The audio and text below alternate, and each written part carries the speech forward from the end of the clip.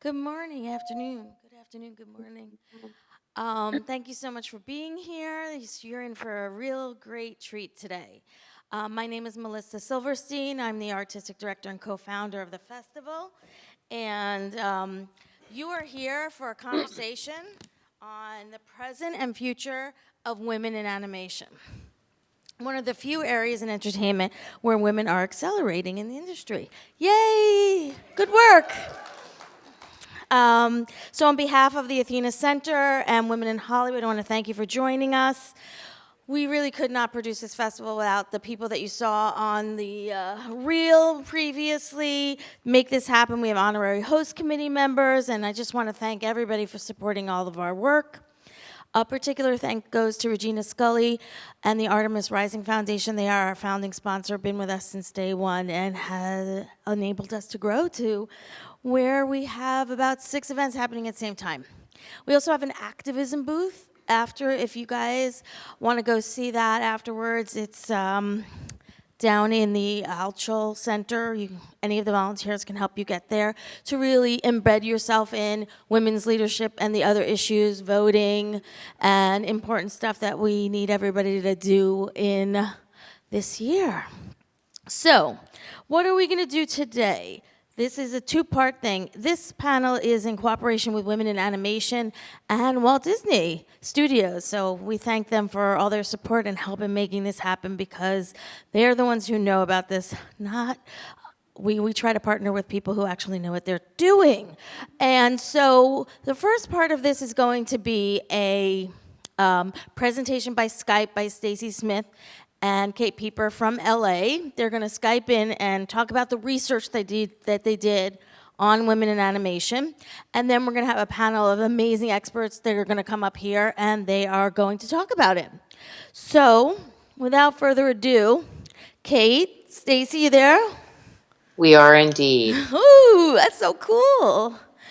Like the voice of God. Do you know, Stacy Smith is the foremost researcher on any issues related to Stacy Smith and her team. I've been to the lab. It's very super cool.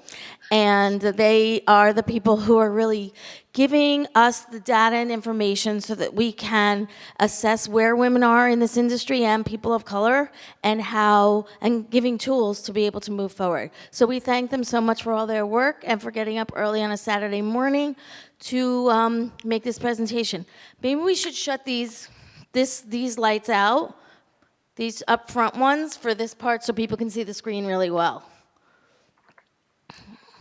Yeah, I think that's better, right? So enjoy, thank you. Thanks, Melissa. It's great to be here, and I think I can speak on behalf. This is Stacy, of myself, Kate, and the entire Annenberg Inclusion Initiative. The Athena Film Festival is our favorite festival, and what Melissa and Kitty have been able to pull off in a very short amount of time, highlighting leadership on screen and doing it at Barnard is really, I think, indicator of just how far we've come in a short amount of time. Today, we're just going to spend a few minutes overviewing a study that we did in partnership with Women in Animation, and you're going to hear from one of our co-collaborators who's on the panel, Chico, who provided oversight to this project as well. And I think as Melissa mentioned, this is one of the areas where we actually are seeing traction and really is leading when it comes to issues of inclusion, not in all areas, but you're going to see some things that we really haven't seen before in the space that we've been working in for about 15 years. And so the way in which we're going to do this is I'm going to overview the first half of the study and then turn it over to Dr. Catherine Pieper, aka Kate, and she'll really talk through the second half of the presentation and then turn it over to what I'm sure will be an incredibly rich discussion with the panel. So let's get started. Our first question on the next slide that we typically ask whenever we approach an area, and we did for animation as well, which is how inclusive is the animation industry when it comes to access and opportunity for women? And as we see on the next slide, We approached this by conducting multiple investigations. And first off, when we first began the project, we really wanted to have a quantitative understanding. And you'll see the second part of the slide, if you want to bring it in, is about what we did qualitatively. First, we looked at both film and television and gender participation in a variety of different ways. Who's working above the line? Directors, producers, actors. We also looked at below the line because we're very interested in how people are moving through the animation space to more significant leadership positions. Here we looked at 9 particular units in film, 5 in television, and then we assessed the executive ranks of multiple companies across both media. Now, qualitatively, we also wanted to know about women's lived experiences working in the animation space. And so we not only talked to individuals that are emerging as leaders, so they had less than 7 years of experience in animation, but we also talked to executives. And we were able to conduct a survey with the Animation Guild, asking both men and women about issues of access, opportunity, and belonging in the broader industry. So without further ado, let's talk through some of the findings. What you can see on this next slide is that females on-screen and animated storytelling still have a ways to go in one particular arena. When we look at 120 animated films, only 17% had a female lead or co-lead. And when we really intersect gender and race ethnicity, for women of color, there are very few animated movies that feature a woman from an underrepresented racial or ethnic group leading the charge. Things are better, of course, in television, which is an overall trend that we see in the industry in other respects as well. About 39% of the cast is female across the 100 top animated TV series. And when we turn to look at what percentage are women of color, that number's at 12%. And really, when we think about inclusion, we often talk about 30-30-20-20. If we're trying to approximate norms in the United States, we should really see 30% Caucasian males, 30% Caucasian females, 20% underrepresented males, and 20% underrepresented females. And so many of these point statistics still have areas where they need to grow. Now, one of the chief reasons why these numbers are the way they are will be revealed on the next slide. And though the platforms vary and decision-making varies across film and television, you can see that film directors of animated films are at only 3%, and very few are women of color. And when we look to television directors of animation, where there are a lot more opportunities, there should be amazing access. The number of of TV directors that are women is only 13%. And again, very few women of color. So these first 2 slides really illuminate to us as researchers and to groups like Women in Animation that there's really room here for strategic intervention and a pathway forward for change. Now, one of the surprises of this study when we rolled it out can be seen on the next slide. We have looked at women working in the capital P producing position for quite some time, but we disaggregated the data across 1,200 films to compare live action and animation. And 37% of all producers, capital P, in the animated space are women. That is a very high number in comparison to only 15% we see in live action. We see 5% of producers in animation are women of color, and only 1% in the live action space. So what is really important to note here is the cyclical pattern that we see on this chart to really pay attention to. We have increases from 2007 up to 2010 in the percentage of female producers. followed by a decrease, and then increase, followed by a decrease, and then increase. And so there is changes happening, but they're going through typically 3 to 4 year cycles. And so this suggests that there is momentum moving in one of these top leadership positions. And the question, I think, really for the panel is, how do you accelerate this movement and ensure that you have women approximating their percentage in the U.S. Population and having power over decision-making capabilities? Now, when we turn to television, the story is a little bit more problematic, interestingly enough, which is on the next slide. We looked at female producers in positions of power across the top 100 animated series, and we see that very few women are showrunners or creating content. Very few are executive producers and co-executive producers, and even fewer are women of color. And so in this top leadership position from 2018, again, this is a place where we need to see accelerated change and growth in these particular leadership positions in television. Now, when we take a look and we go beyond directors and producers, we thought it was really important to assess what's going on below the line. So let's take a look at the next slide, which really illuminates across multiple key roles below the line how women are doing as the heads of departments or in notable roles. And what you can see here is in only a few places are they really 15% or above calling the shots when it comes to running really important below the line key roles. And you can see that the row at the very bottom of the slide reveals just how problematic these positions are, particularly for women of color. And I just want to note here, and Kate will probably reference this at the qualitative section, that when we're talking about women of color, we often see that there's a particular focus on certain races or ethnicities getting more access and opportunity. It's really not seeing the full range of experiences and backgrounds. And for animation in particular, we see quite a few Asian women getting access and opportunity, but not others from other underserved communities.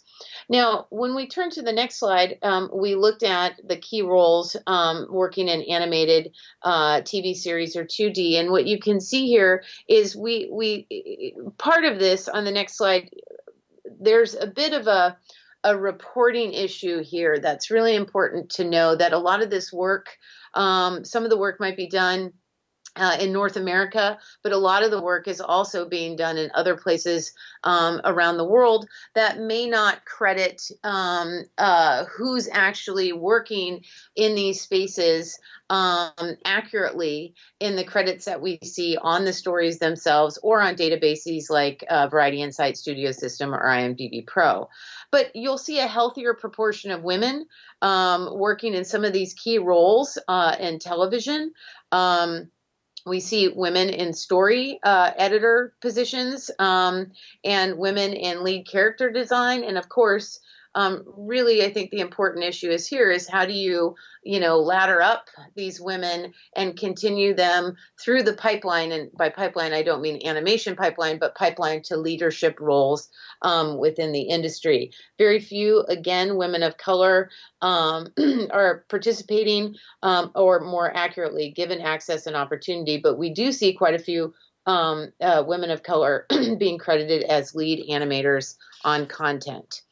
Now, just to turn so that we have probably sufficiently depressed everyone about this point in terms of the problems in animation, but I think the next slide is really probably one of the most important findings of our entire study and something we've never seen in live action. We took a look at all of the companies, the major film and television companies, and looked at who's calling the shots or in the pinnacle seats of power for film and television. And for the first time ever, I think, in the history of film, fully 50% of the top leadership positions in animation are held by women. And so this finding is extraordinary because there's a possibility to accelerate change or bend the curve, because in the seats of power are the very individuals that care, whether it's Jen Lee, Melissa Cobb, and Jinko can talk to the rich conversation that we had last year in Annecy, discussing about the way forward when it comes to how to move the needle and what these women's thoughts are at the top of these organizations. Now, of course, with television, there's a lot of room for improvement. And in particular, it's moving vice presidents or heads up the ladder and getting folks out of the senior vice president position and up to more important EVP, president, head, CEO positions in TV. Now, one thing people always ask us about is the pipeline, and the pipeline is very healthy and very strong. If we look at the percentage of animated short films with women directors attached at prominent film festivals, you can see that this isn't about the numbers of women coming out of film schools, which are even stronger. It's around 60 to 70% of animation program enrollment is held by women. But when we look at who's directing short films, we're seeing a linear increase over the last 3 years, with fully 60% of animated shorts being directed by women. And so the numbers are very strong. Where we need assistance and strategy from advocates and organizations is really on the next slide. One of the things that was important to women in animation, and you can just bring in everything on the slide, and to our team, was really looking at the pathway to directing in animation. And what you see is that the 3% of directors that are women in animation is really because we're not seeing them flow from story department and having a key role as an animator up to unit head positions or running story, animation, or even the pathway from writing to helming one of the most notable animated films. And so one of the strategies over time to accelerate change in the top leadership position in film is story and animation, that the floodgates really need to open in terms of access and opportunity for women to get them to the top. Now, all of this information, the quantitative information, is really predicated on leading to the question, and probably the most important question of the day is on the next slide. And what is the reason for all of this? And we're very clear about not just wanting to say it's a boys club or not wanting to use, phrases, because those phrases often don't help us really understand how to counter what the problem is. And so I want to hand it over to Kate to talk about how we answered this question qualitatively through interviews and surveys with individuals working in this space. Thanks, Stacey. Yes, so we were very interested to understand both the experiences of women and the ways that either guild members or decision makers understood the reasons that women weren't making greater progress, in particular towards leadership roles. And so the first area that we really heard from people, as you'll see on the next slide, is this idea that women are hampered by homophily, which we're researchers, so we like to use big words, but homophily is really about a preference for similar others, right? And so this is the response we kept getting is it's such a boys club, right? Animation's really a boys club. And to us, the phrase boys club is interesting, but fairly meaningless because it doesn't really tell us how things operate. So as we dug deeper, we realized that these terms were really around women feeling a lack of belonging because an organizational culture existed that gives preference to male employees. And so As you can see on the slide, you'll see the percentage of respondents across each of the 3 samples that we looked at. But kind of a summary quote from this is that men in charge give jobs to people they feel comfortable with, other men, and don't see women as capable leaders, right? And when we, as we always like to do, pair the responses that we get from industry with what we know theoretically, we know that environments that communicate stereotypes can reduce interest, perceptions of success, and feelings of belonging in women. We see that in the computer science literature. And we know that when women have to give greater attention to, or that in different situations where they feel that there are environmental cues that are going to signal some sort of social identity or stereotyping threat, women actually give greater attention to those cues, which can detract from, ability to concentrate, ability to succeed. So this is an important area to think about, is not just how many people, right, how many men work in the industry, but what kind of a culture does that create? And as you'll see on the next slide, this culture is really something that women communicated to us. They feel that they were less valuable. So women said that they were doubted, they were discredited, or viewed as less valuable by individuals in their workplace. And so we were particularly interested in the lack of female directors. And what we heard from individuals is that the perception of directing, and primarily by decision makers, is that women lack the experience to take on this role, and that it's still perceived as risky to give these women jobs. On the other hand, we also saw issues around gender stereotyping and leadership emerge in the responses, which we found really interesting. And when we contrasted the position of director to producer, that's when things got really exciting, because exciting from a research perspective, not exciting from what I'm about to tell you. I should just preface that. So the idea that we asked, why are there so many more female producers, right? Because we knew from the research that Stacey shared earlier that female producers in animation are really moving forward in terms of the percentage that are working. And what we heard from people is that the role of the producer really aligns well with stereotypes that people have about women. They said that women just tend to be like producers, right? They're more organized, they're more collaborative.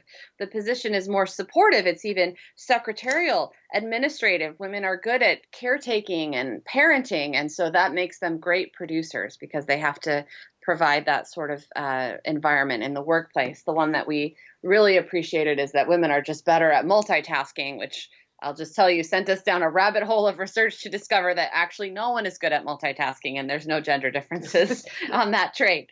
And so for us, what this really illuminated is that when we think of positions of leadership, and in line with lots of research on the topic and theorizing in particular, that the role of director is really seen and thought of in masculine terms as one of strong leadership, of vision, and the role of producing is really still one that's thought of as being supportive, nurturing, and kind.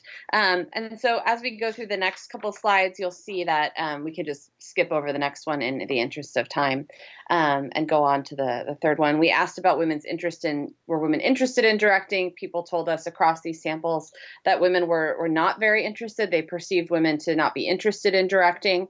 And if we look at the next slide, there's a reason why that might be, right? So there are factors that may prevent women from disclosing their ambition, right? Women might face backlash for self-promoting in stereotypical environments. They may, again, reduce their interest or their perceptions of success, which would prevent them from perhaps sharing this idea. They may face stereotype or social identity threats, the fear of conforming to a negative stereotype. And they may view that the tokenistic hiring practices that very few women who get to succeed are actually, going to prevent them from moving into those roles. And while we heard from women, or from our participants, that women might not be interested or not supported or not there to direct, when we asked women themselves, as we always do, what their ambitions were, on the next slide, you'll see, and of the 38 women we talked to, 90% do aspire to leadership roles. And so, as you can see, these are a variety of roles across the television and film industry. 35% want to direct. Lots of different ways in which these women want to stay in and move up through the industry. So, there's really a place to recalibrate expectations for women's leadership, and that's why we think Athena is so important. One of our last findings, and then we'll wrap it up, is that, we always want to look particularly at the experiences of women of color as they move through these industries. And 67% of the women of color in the early career sample indicated that they were often tokenized. They felt that they were the only one in their work group or their organization. They felt isolated. They felt that they had to work harder or that their contributions were minimized. And lastly, of the 50%, or 50% of these women of color said that who they are tends to be viewed as an asset, but that the industry still remains a bit tone deaf to the ways in which they contribute. So I'm going to hand it back to Stacey to talk about one of the most exciting things that we found in this investigation. Well, and I think maybe instead of doing that, I just bring in the last slide, because we have experts in the room that you're going to be hearing from. Mm-hmm. And I think one of the best things that we can do when we think about, just go back to the last slide, is really think and ideate on solutions. And what are the solutions to address the lack of women in the animation industry? And I know that the panelists can talk about this, not only their experiences, but we need to look beyond just events and employee resource groups, and really be thinking about hiring and the pipeline and creating interdependence and change across organizations. So with that, a quantitative understanding, a qualitative assessment about the reasons why inequality is persisting, we're happy to hand it back over and know that you'll address this question in powerful and insightful ways of people that are working in the trenches day in and day out to change the reality and make animation more inclusive. Thank you so much. Thank you. Thank you, Stacey. Thank you, Stacey and Kate. Really, really great. And if you want to read their research, it's on their website, USC Annenberg Inclusionists. They're also on Twitter @Inclusionists. And Stacey is very, very present on Twitter. And we appreciate that greatly. And so what we're going to do is I'm going to turn the panel over to Jinko Gota, who's been my partner in getting this together. She's one of the foremost female producers in this industry, nominated for an Academy Award this year, right? Congratulations. And she's going to introduce the panelists, and then we'll have a conversation. Thank you. I'm going to give you that. Okay, thank you. And then it should go on that seat because everyone else has one. Well, first of all, thank you, Melissa. Thank you, Stacey and Kate, for having us today. Vice President of Women in Animation, which is my second job. Our goal, on which we proclaimed back in 2015, is that we wanted to hit 50-50 by 2025, meaning that we want 50% of our leadership within animation to be women. We believe that we can do this. It's going to take a lot of work, but I think Stacey and Kate's study has shown that that is doable, but there is much work to be done. We have today 4 amazing panelists that's going to be joining me. And so I will introduce you, starting from the left. Alan Sue, come on up. Sean, Candy, and Claudia.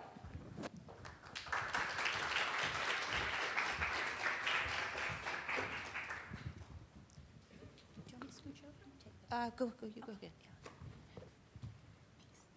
So what we're going to do is, rather than getting into the nitty-gritty of data and information that you saw earlier this morning, I wanted each of these amazing women to talk about their origin story, how they got to where they are, and then we have 2 specific topics that we're going to cover afterwards, and then we're going to open up to Q&A. So hopefully, hearing their stories, hearing what you saw this morning from Stacey and Kay, and having this two conversations we're going to have after everyone speaks about their story, hopefully will give you some ideas about things that you may want to ask, and we'll have about 10, 15 minutes for that Q&A. So I want to start with Claudia. Okay. Hi. Good morning. Or no, afternoon. So I'm from Los Angeles, so it's morning for me.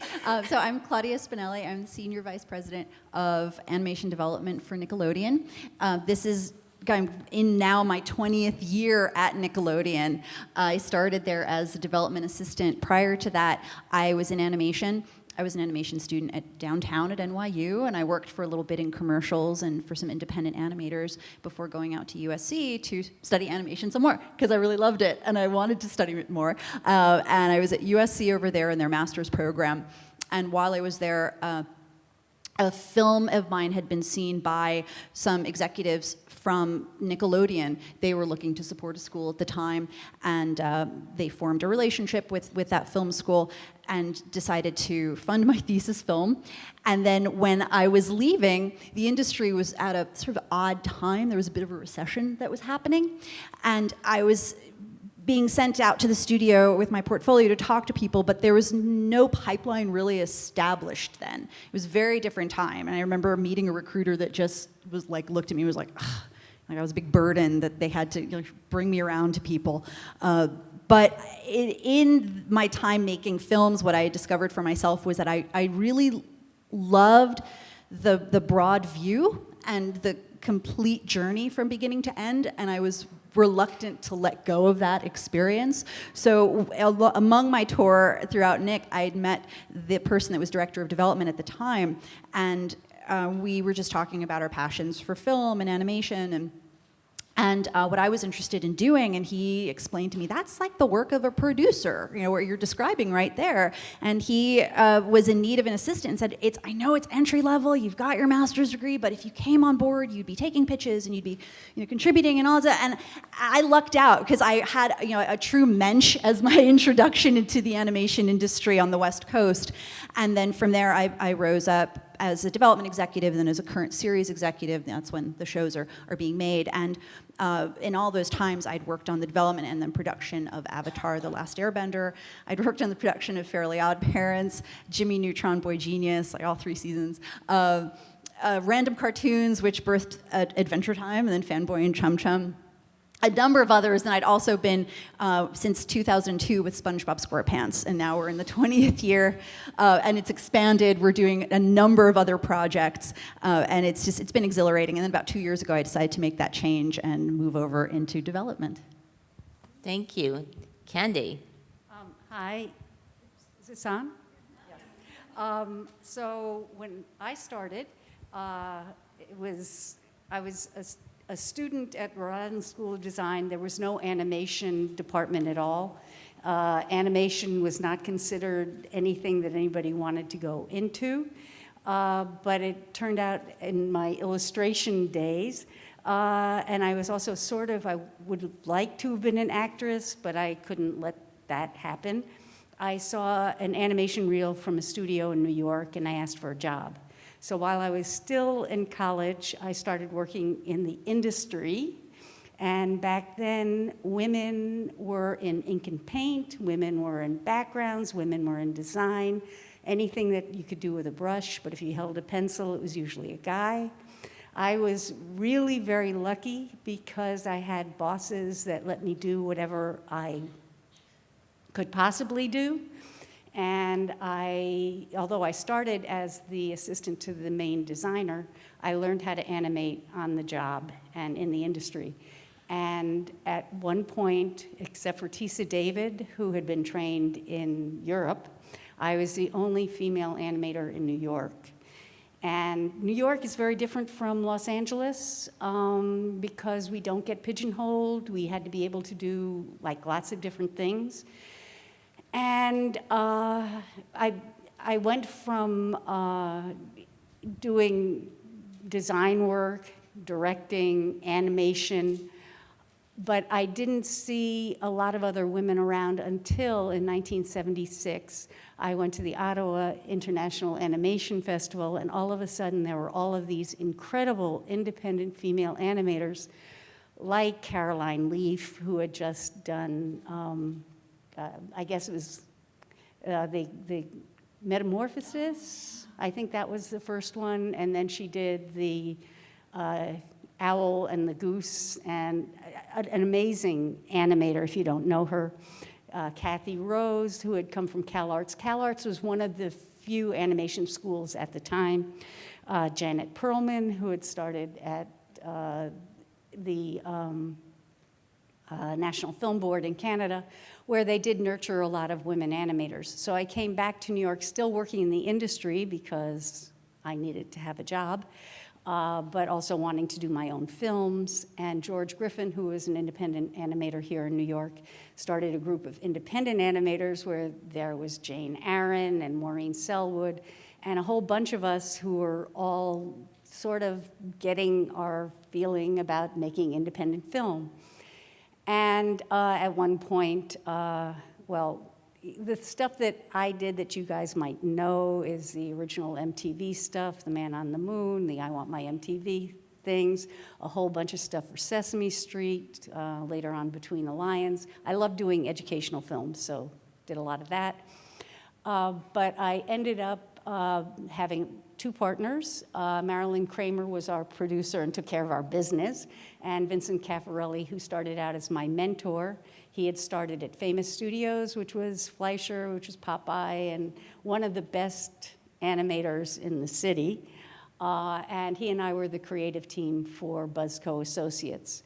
And there I had very kind partners so that when we weren't doing work for money, we ended up making independent films, which is where my heart was. And so I've been doing that, and I can talk about independent animation, which has a lot of opportunity for women, but not a lot of money. And, and yeah, if you want to know more about my life, I ended up in 2018 making a 22-minute film called Eye Candy, which I thought was going to be my last film, but it isn't because I've just finished another one. But I have these cards that I'll be very happy to give you because it's now on demand that you can see it yourselves. Thank you, Candy. You're welcome. And we have Sean from SBA. Yes. Hi, everyone. Hello. So my story is slightly different. I am originally from Taipei, Taiwan. I came to States for college, and I set out my career is either biochemistry or film. My parents definitely were not happy when I chose the other. So my mom didn't talk to me for about 2 weeks, but we're friends now again. So I set out my career. I was really interested in film editing, and that's how I love storytelling. And all I want to do is actually be in the editing room, in the dark room, not talking to anyone, which is really different than my career right now. So the challenge that I had back then was I was an international student. I was really afraid to go into delis to order sandwiches because I have no idea the options. And so, you know, I was then became like a sponge. I was trying to learn everything. And I have a lot of great mentors along the way. And what I end up doing, like, really important aspect to my life is my career is I just say yes to everything, including I got my first real job in the States was I was working in the lab. One of my instructor walked in and say, "Do you want a job?" I said, "Yep." But I'm like, I don't know what that means. And he's like, "Come to my office tomorrow." And that's when I kind of dive right into animation. That was doing motion capture without actually having any experience in it. And it was fun. I was in the mocap suit for like 8 hours a day. That's when they realized I can't bend my back. My spine just straight. They really thought that the rig was broken. I was like, no, it's me. So that's kind of how I got to where, you know, and then I went back to education and started teaching, and I just applying storytelling from the film aspect to animation. Again, all of you should pick up a camera and shoot. Actually having that real life experience and apply to animation, that's really helpful. And then fast track, I started going to a lot of film festivals and meeting amazing women, and they pull me in, including women animation. So I'm now the chair for education, working alongside with Jinko and a lot of amazing industry leaders and trying to bring more access to all of you. And what's really important for me is I can see from my even department, I have about, like Stacey said earlier, I have about 70 to 75% female students. And that number doesn't really translate yet to the industry, so that 50-50 by 2025 is actually falls in the hands of you guys to really get that number into the industry. We need all of you. So that's my career. It's a little bit different than everyone else's. Thank you. Thank you, Sean. And lastly, Ellen. Hi, I'm like the babiest one of everybody here. Okay, but I'm Ellen. I'm a director and designer at a studio called Nathan Love. We are the American partners of Aardman Animations, which did Wallace and Gromit, Shaun the Sheep. And I graduated from the School of Visual Arts, BFA Computer Art Department in 2013. I now teach there. We mostly do computer animation and visual effects. My 3D animated thesis film, Spacebound, was screened all over the world, published in a bunch of animation magazines, and immediately after graduation, I was basically working successfully as a freelance 3D artist. So, traveled all around the country. 2 years later, I was like, I don't want to do 3D. I realized that I hated doing 3D, and like, to be good at any job, you have to be enthusiastic about solving the problems that arise, right? And I just did not want to solve the problems that came up with technical programs and 3D programs. I realized that I was the happiest when I was drawing in Photoshop, when I was designing. I can just paint the image that I want to like draw instead of lighting and all the technical rendering stuff. So when I accepted what I was passionate about and what I was good at, I realized I had to switch gears, start from scratch, do that hustle of like the internship, the unpaid passion projects, just to build up my portfolio again. Luckily, in the 2 years that I've been working, I apparently made some good impressions on the people that I've been working with, and they gave me some opportunities. And then it's just like a little snowball going down a hill. It's just getting bigger and bigger, like one project leads to another. The first person I worked for out of school gave me opportunity and my first art director credit. And then that led to like somebody that I had done free animation work for. He was too busy to take a job, so he handed it to me, and I got my first director credit. And so 1 year after switching gears and going into 2D, I had 3 offers on the table for art director and director roles. So that's 4 years later now at this point, and I'm just, figuring out navigating the directing role, growing into my shoes, and maybe one day I'll wake up and not feel that imposter syndrome whenever I get a new project. Thank you so much. So I know we've got like 15 minutes left, but there are 2 questions I want to quickly go through with the panel because I think they're important. So I want each of us to talk about 2 things. So I'm going to give each of you a chance to do that. One is best practices, and what does male allyship mean to you? So I want to share with you quickly my story. So Klaus was an first original animated feature film for Netflix.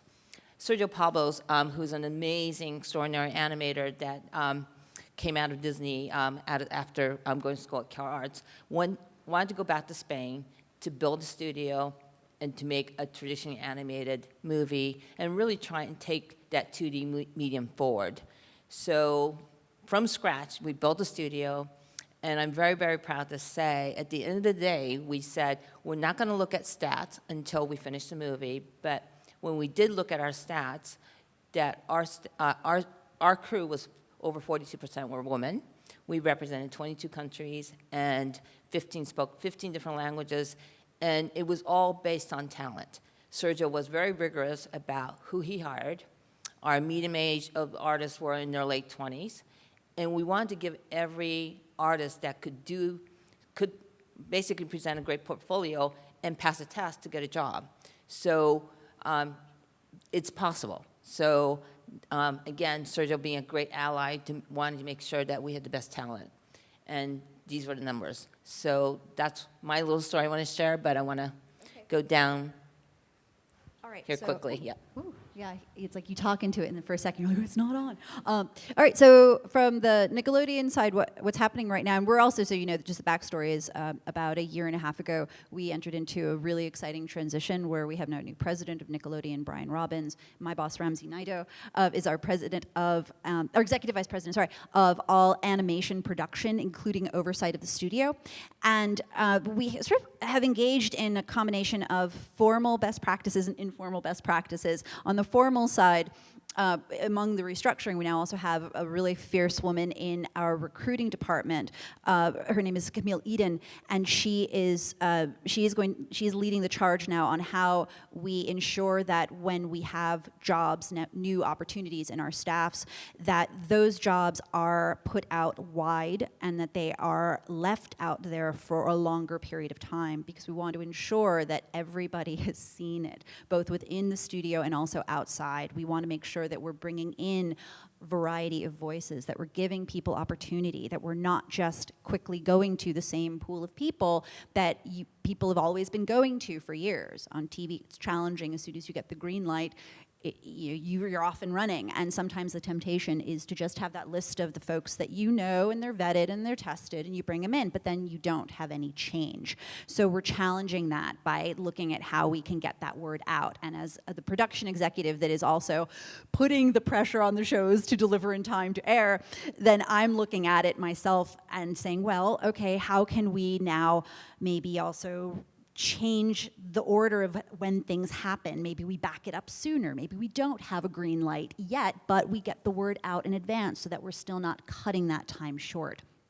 And then informally, we're constantly scouting and talking and sharing, and we're constantly going between people in the shows and among other executives and among our production management teams and they're all doing it with us to say, hey, I met this great person, or I talked to this person on the show, they are really interested in moving up, so how can we support them? Are there any artists that we can pair them with to perhaps be a mentor, informally or formally? And then that kind of goes into the allyship question, which for me, it is about continuing that practice, continuing to make sure that if you are in the position of influence, that you are constantly stepping out of that comfort zone. They were talking about, what was it, I forget the word. You know what I mean? It's when you're comfortable with just people just like you, getting out of that and going across to the people that are looking up to you but might be terrified to say anything. And having them come to the table, having them sit with you for a coffee, a tea, whatever, and to just start talking to them about opportunities and getting them to talk about what they are doing, what they're excited about, so that you can also start to piece things together for them and get them on their way. And then I was very excited, when I read your questions the other day, Jinko, because I'm also living two wonderful examples of male allyship. We have two shows that are greenlit. One of them was announced just earlier this week, and the showrunners on both of those shows, they're all men, but all of them, as we've been talking early on about staffing, they were all very vocal about making sure that they had a much healthier representation behind the scenes, in the writer's room, among the directors, among the storyboard artists, across the board. And one of them is really, really ferocious about it. So that has been fantastic. And I will also say, I want to add one quick thing too that I thought was very interesting, and I noted it. It was that stereotype about women being nurturing, right? And I feel badly for those guys that were saying that, because we're entering into a new world, I think, just in terms of corporate America and the studio and generations that are now shifting. And what's taking hold now is a necessity for everyone to have higher emotional intelligence, and to also, what was the other word that I wrote down? It was really smart.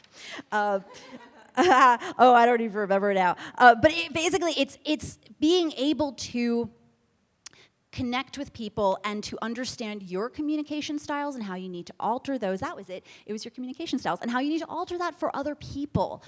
And I've worked with guys in the past that have said, well, what's wrong with the way I speak? And you're like, wow, what you just did there. Do you not even know? So I see this, and I'm now kind of worried for them, because I think they will find themselves at a major disadvantage because we're taking over. Okay, Candy. Okay. Well, when I started, I was the only woman in the room for years. And so I knew what it felt to be sort of either patted on the head or excluded, or sometimes I had to talk a little loudly, and then sometimes I had to say something to a guy to then be heard. So yes, all of that did happen. But then once we had our studio, Buzzco Associates, the thing is that both Vinny and I were creatives. We both did the work, so that when we hired, we weren't hiring because somebody was a boy or a girl. It was what the drawing looked like, if they could do the job. And there were different times. I mean, when you saw the graph up there about women's positions being up and down, I would find, because we would hire from the schools, that sometimes there were more women graduating from the art schools and sometimes there were more men. And it all had to do with who was around and who we took on. So I think in the end we were probably 50-50, but we never had stats. At this point, though, for me, Buzzco Associates is now me. I lost Vinny back in 2011, 2012. I had a staff and ended up not being able to truly figure out the gig kind of work there is now, and ended up losing money on every single job that we had in 2016, which is why in 2017 I made this movie, Eye Candy, which you guys are more than welcome to see. And I guess where I'm going with, I was connected with a Christmas special that I had developed for 7 years. And after Vinny died, gave it over to an Irish animation studio. It actually is shown on Netflix, it's doing very well, Angela's Christmas. But they decided they needed an Irish director after I had developed it for a very long time, and I became an executive producer on that.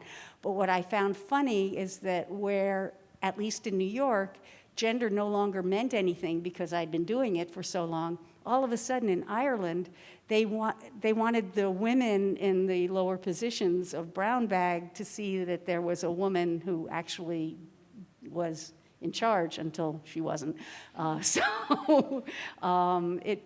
Anyway, I guess that's my story. And also, actually, having both Vinny and me being the head of the studio, and most of the work that we were doing when it wasn't educational was for the advertising industry.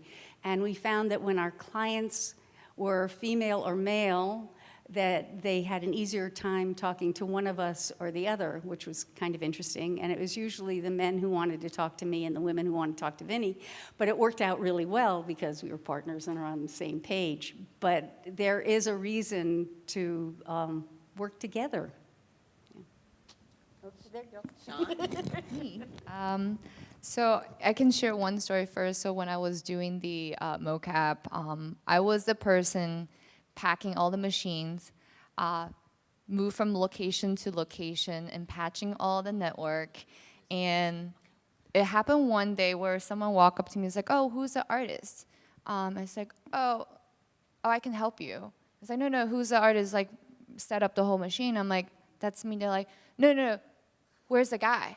I'm like, I'm the guy.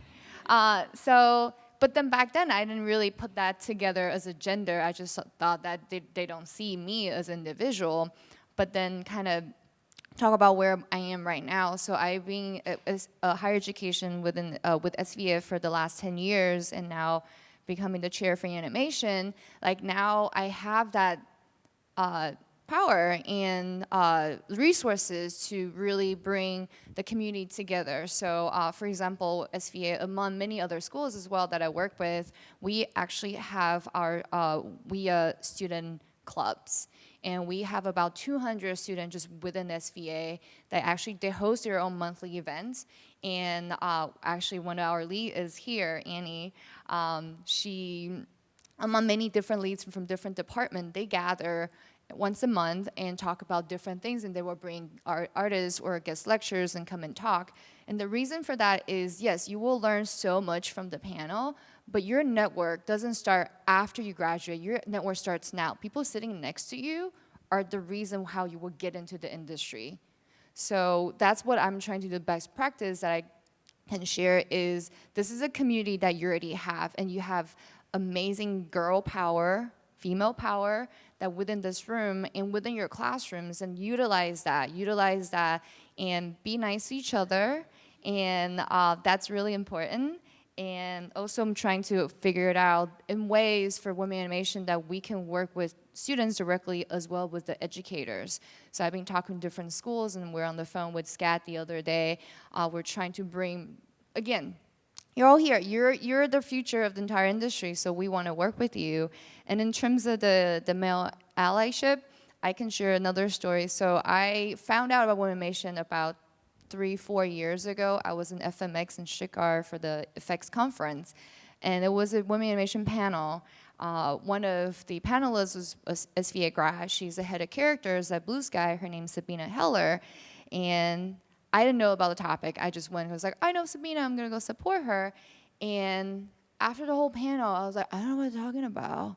It was a researcher, educator, a recruiter, and an artist talking about being women in the industry, you know, what their struggles are, the challenges, and how they overcome that to be where they are. And I had no idea what they're talking about. I grew up in the really strong female presence family. My dad's still around, but he always travels. So I have 2 sisters, my mom and grandmother. And so I don't see gender just because I went to my middle school, boys and girls are separated. I went to a girls' high. I just don't see you men being different. So, but then at the end, after it was over, the chair back then sitting next to me, he's like, oh, if you want to join them, I will love to support you. Literally, my reaction was like, huh? Like, but what does that mean? He's like, no, you're part of it. You can make a change and go join them. And that's when I started researching and figure it out, and then getting more and more data just within SVA is, oh, wow. And especially even when hiring faculty, I have way less female applications that want, they're willing or able to teach than male. I will get 10 applications from men and 1 from female. One person that wants to teach the female end up having a visa problem. Yes. So, but we're all in this together. You know, this is not about feminism. This one thing is for everyone. We need, look around. There's not a lot of men in this room. So your homework today, you have one, hi. But your homework today is go out and find that male friend and talk to them and get them join and get them to help you as well. Again, this is a network that you have, and this is a network that you don't even need us to provide the network. You have it. You have the power. Yeah, well, thank you, Sean. So one thing I want to add that you said is that, girls have power, right? And what boys do really well is form a boys club. So I want to see all these girls form a girls club, because this is going to give you guys power.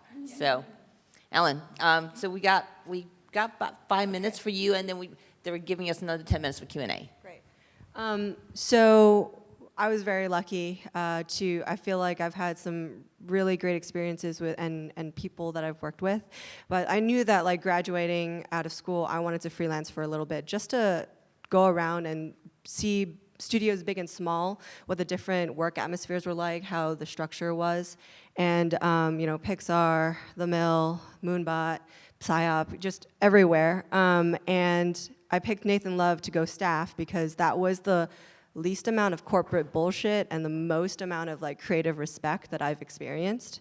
And that was largely because of Joe Burrascano, the owner and also my mentor. And Joe does a really great thing that I'm so impressed by, and that is he sets up both parties for success. So he will advocate for both parties. So what that means is when we get a new project, first he sits down with me and says, these clients, we've worked with them before, they're great, they know what they're doing, and this is gonna be a fun project. Then on the call with the clients, they'll be like, hey, this is Ellen, she's a fantastic director, you guys are in such good hands, we're so lucky to have her on our team. And what that does is, both sides boosts my confidence and makes me motivated to do a good job, but it also boosts the confidence of the clients in me. So it's like the power of the recommendation, right? Like Joe said, she knows what she's doing, so they're less likely to dismiss my input, more likely to take me seriously. So that is just so important, and I feel like that's important for larger animation studios too, right? Because departments are super segregated. A lot of them don't interact with each other at all, and that breeds like an us versus them mentality. It's very easy to blame another department for what they did wrong if something happens. when in the reality is you're both on the same team and you're all working on the same goal. And I feel like it's just really important to have that advocate kind of like bridging everybody and just setting everybody up for success in the beginning. Just to say, like, we hired these people for a reason, right? They're good, they're talented. Of course, everybody, when you are doing something yourself, you think that you have the good ideas and your way is right. But you're in a team, and it's always really good just to have that advocate at the beginning, I think. Thank you. Okay, so want to open up the Q&A here. Don't be shy.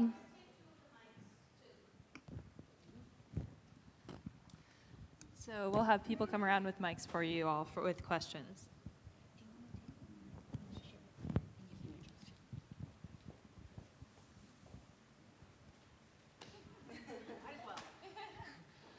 Hi, I'm Jane Therese. I'm directing an animated short. It's the first time I've switched from live action, and this short really needed to be told in animation. The long and short of it is, it deals with years after Pearl Harbor and the internment camp and being able to move on from that. And what I found is, I don't see gender either. And now it's like really a big issue, because I'm struggling. My storyboard artist is really creative, but he's not hearing me, like expression-wise. I would say highly emotive, and there just isn't there. And it's in 2D, which was another problem, because I was searching for animation studios, and I wasn't finding a lot of them. Buzzco is. Okay, and that's why I love all you girls here, let me tell you. Go to Madrid. Because I do have one, and then when I was questionable about some of the panels, and I sent it out and for a pitch reel, and I got it back going, you're in some serious trouble, girlfriend, because even when there's the shot list, and even when there's references, and you still have the screenplay, I still got this quality back that it was just, I thought it was me, quite frankly. And I just as, the males, which they are, I don't know if they're not hearing, this is a plot. I mean, you really begin to start thinking, my character needs to be surprised. Okay. And it's like, no, she needs to turn around and be surprised. And that took like 3 times. So my question to you is, I need an animator. There are a lot of them in this room. Raise your hands. Sorry, but also yes, hello. So my question is more directed towards this half, I guess. But I studied 3D animation, but I've also sort of made the leap into 2D / am looking at moving away from the technical aspect, as much as I did enjoy it for a time. But I'm a little worried, because it is what I studied in school, and I'm about to graduate. So I was wondering if you had any advice for people who are looking to jump still within the film industry, but from like 3D to 2D, and what opportunities there may be post-grad to still discover more and work in different areas, even if that's like what you studied in school. Yeah, so that's like exactly me. Maybe you're figuring out it a little earlier than I am. But I think that I was an asset because I can do both. 3D, even now, a lot of 2D cartoons are using 3D pipelines. And just having that, in your back pocket, it's going to be huge. The other thing is, like, at this point, what year are you? Senior. Okay, so you're already like in the middle of making your film, or graduating film. Yeah, we're doing stuff. Okay. Is it 3D or 2D? I'm working on it 3D. Okay. Okay. It's also mixed media, so. That's fine. I would say, like, graduating out of college, it's good to, like, you need examples of your work, right? That's why I had to just like take that time to like rebuild my portfolio. And if you want somebody to hire you, you just have to show them examples. So really big things like what really inspires you in 2D animation.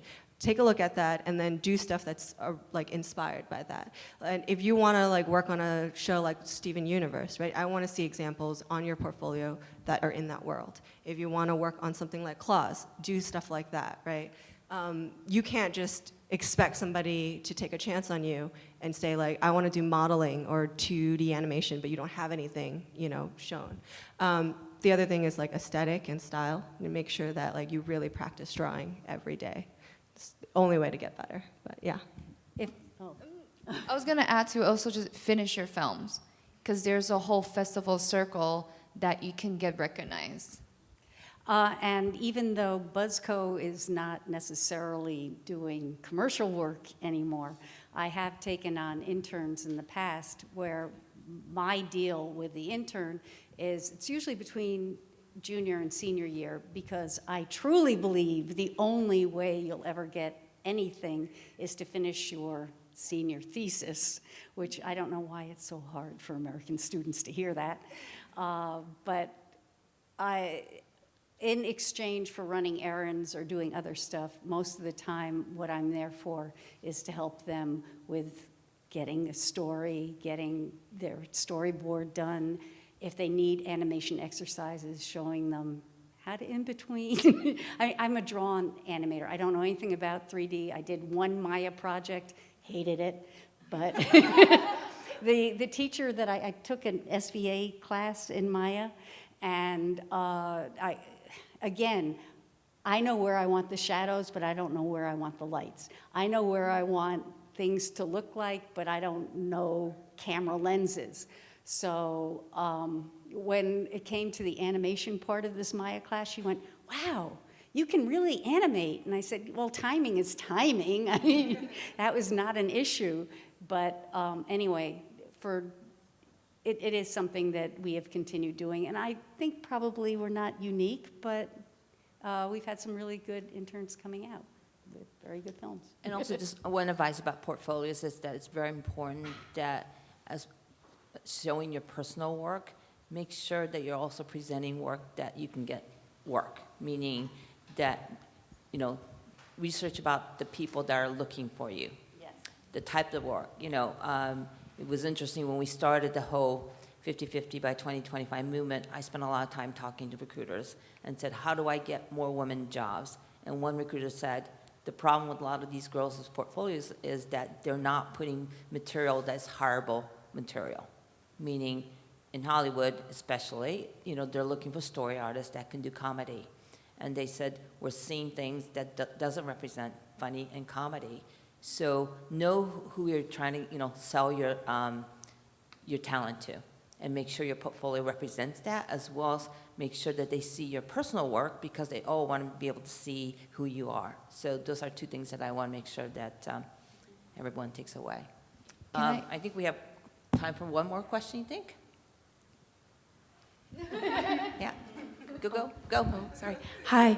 This is probably more for Claudia, just about the studio system and how those statistics saying there's all these women that are doing these short films that are independent, but then when you get into a studio system, that it's too much of a risk to bring women into these roles and with all this investment. And so I'm wondering if there's ways that you see that that risk is mitigated. Like, what is it about the female talent, or how you can distinguish yourself maybe as a director or a producer or an artist in some way, that when it gets to these top-level decisions and when you are being put forward for roles, that people don't see it so much as a risk? Like, what are the conversations happening in those rooms that can help alleviate some of that, and some of the things that we can take as action as artists or as filmmakers to when we are presented for those positions, that people will not think of it as a gamble, but think of it as a right choice?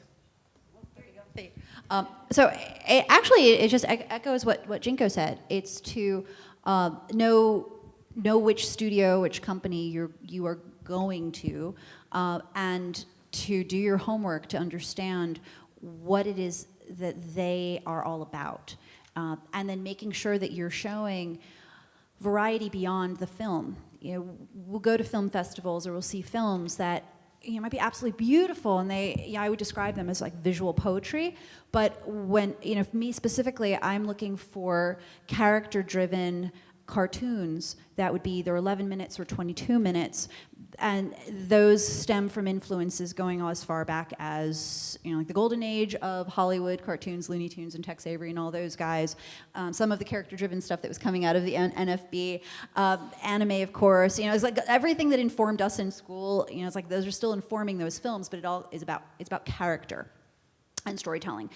So then that changes how we are looking at the films and the filmmakers. If I see something that is purely abstract, I'm not going to necessarily be thinking of that person as a director or a storyteller. It might be something more about perhaps design, or art direction. So it's about, again, understanding who kind of your audience is that you're going to, understanding what they are looking for, and then making sure that in addition to films that you've made, that there's also additional work that can be presented so that we really understand the depth, the variety of exactly what you're capable of doing. Yeah, and one thing I would say is that, with all the demand for content today, there's so many opportunities for new voices. So don't be afraid that if you have a new voice, we want everyone to be a new voice, and this is why it's so important that we're looking at the world as one world where there's opportunities for diversity and inclusion.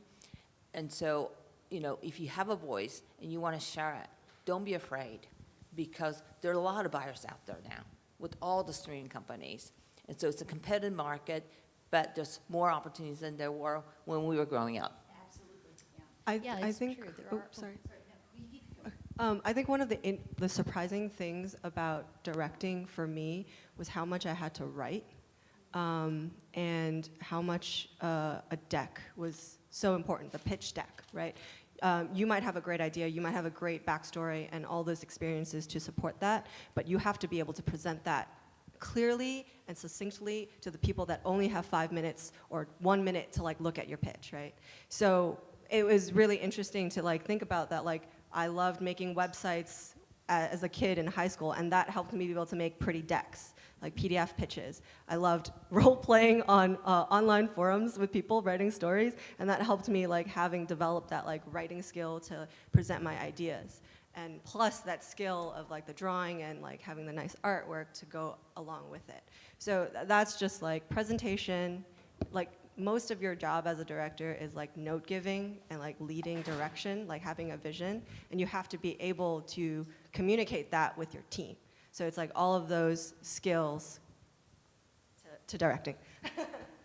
Again, I'm just going to keep jumping on everything brilliant that Jinko says, because you brought to mind a wonderful thing about what we do in development at Nickelodeon, and that is, if you're a filmmaker and if your personal film is something that perhaps is, at first blush, it might not seem like, it makes sense to be coming to a place like Nickelodeon.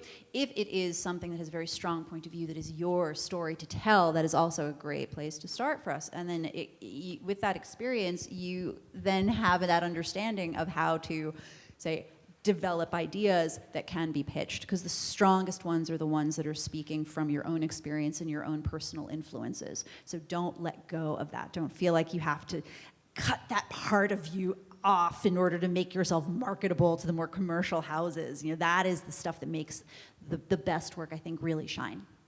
Okay, so I know I'm being told we're out of time. I, again, want to thank Melissa and thank all the volunteers.